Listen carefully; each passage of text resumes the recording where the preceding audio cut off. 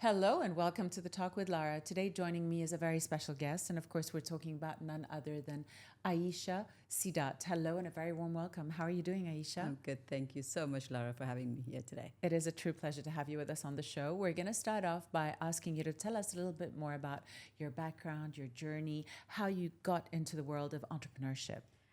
The world of entrepreneurship, I think my name was written on it from the time I was 18. I started managing businesses just straight as I came out of varsity, got married, got back into it, got divorced, and then it was out of necessity. A divorce, a little bit of an ugly, messy one, propelled me, and 6 months into it, I realized that either I project that energy into something constructive that's actually going to give me something back instead of sitting and pleading sorry for myself.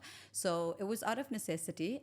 But yeah, almost 8 years into it, and I haven't looked back. It's been amazing. Just when I think it's settled, we've got another one, something else that comes up. So yeah, it's a constant journey. Loving it. Amazing. So tell us a little bit more about the brands and the company that you represent. So I'm a makeup artist by profession, 12 years of experience. I've been doing makeup for the last 12 years. And in 2016, I started my own business and my own brand, which is Kriya, named after my boys and my mum and a little bit of me. It was started because I've always been into fitness. I've always been into training. And there was a huge gap in the market where I found that when it came to food, we had come so far away from what actually food meant. And it was going back to basics. So literally just going back to how our great grandfathers and grandmothers used to make food. So what the brand stands for is taking whole spices. We take nothing that's blended or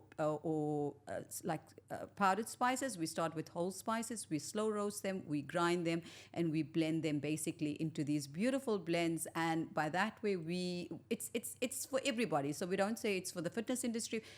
For us at Kriya, it's about going back to basics. We love that, going back to basics. Now, today you are one of the leading makeup artists here in the region. Tell us a little bit more about that. How did it all begin?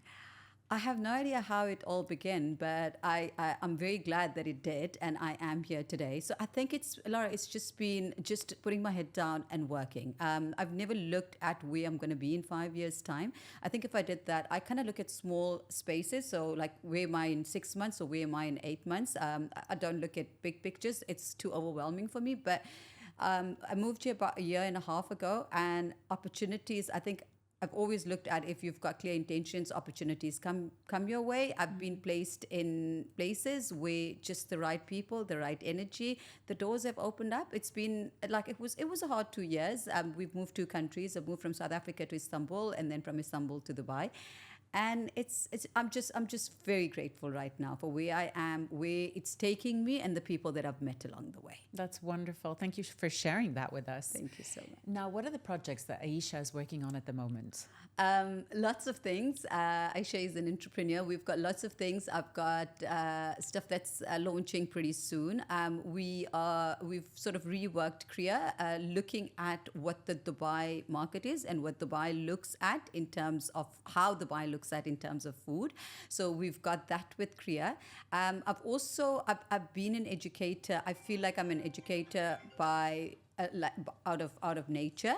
Even when I do my videos, I love to educate and talk and pass on my knowledge. So with that, I really feel like I want to get into female empowerment in terms of educating them and building people, especially women, middle management level. So that's something that I'm working on, and it's just about personal mastery, bringing that confidence back into their lives. There's a lot of women, I feel, when we go through stuff at home, we take that into workspace. We all those feelings, all those emotions get into workspace, and how that impacts the way we handle work in workspace environment, and basically just building them in terms of a little bit of makeup, a little bit of hair, a little bit of putting themselves together. And when I look at myself in the morning, it's just who I am.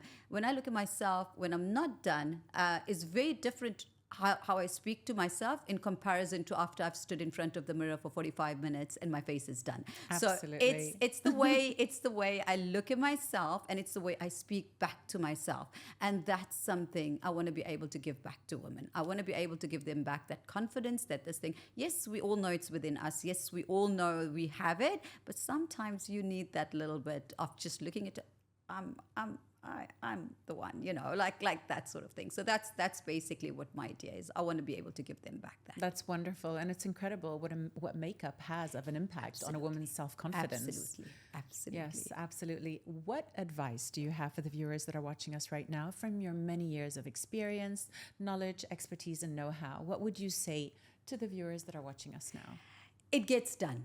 It all gets done when the time is right. So just have the patience, just persevere, and just continue. If it doesn't get done now, it doesn't mean it's never going to get done. I've been in many instances where I've wished for things to happen, and I've had a full deja vu 360 moment where I'm like, oh my God, I asked for this. This is happening right now, right in front of me.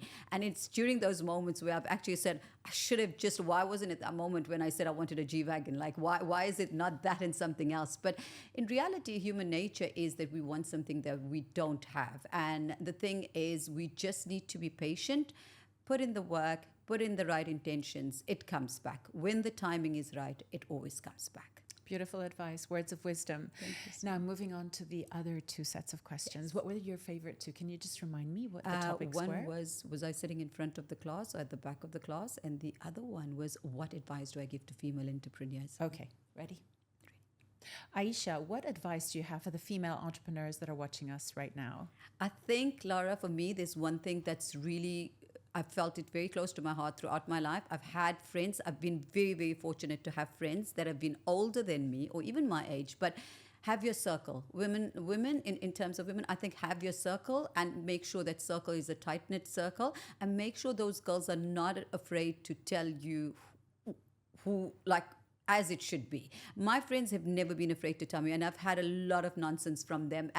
From the time I was a nobody, like no one knew who Aisha Sidat was, I've had these friends for over 15, 20 years, and they're still there, and they still, till today, bring me to the table if it's something that I'm doing wrong. So I think have those people around you and build each other up. I think that's the most important thing. You're not in competition with anybody. I think where we are, at the age that we are, first of all, I had a very close friend who once said to me, Aisha, we don't make new friends in our 40s. We just have friends that we take in our 40s and 50s. So you need to have your circle, but more than that, just collaborate. Don't be in competition with one another. We all on one journey or the other, and you don't take anything away from me, and I don't take anything away from you. But when we come together, it's a beautiful thing.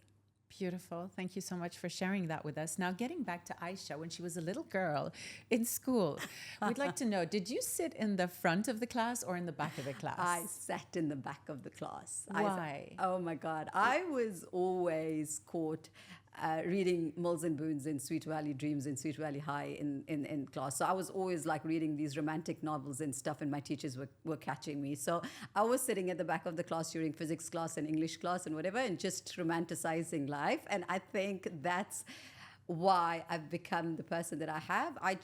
Love is such a, it's an emotion I feel I take into my food, I take into my family, I take into my friends. So love is not just something that we take into relationships. I think for me, food is a love language. Everything that I do is love. We just show love in different ways. So yeah, I was always at the back of the class because I was always getting detention if I got caught reading books that I wasn't supposed to be reading. Thank you for sharing that piece of personal information about yourself. Thank you. Aisha, it has been a true pleasure speaking to you today. Thank you very much for spending some time with us on today's show, and wishing you continued growth and success in all your future ventures. Thank you so much, Lara, for having me. Thank it's been you. a pleasure. The pleasure is mine. Unfortunately, that's all we have time for on this episode. It's been very interesting finding out more about Aisha Sidat. My name is Lara, signing off. Until next time.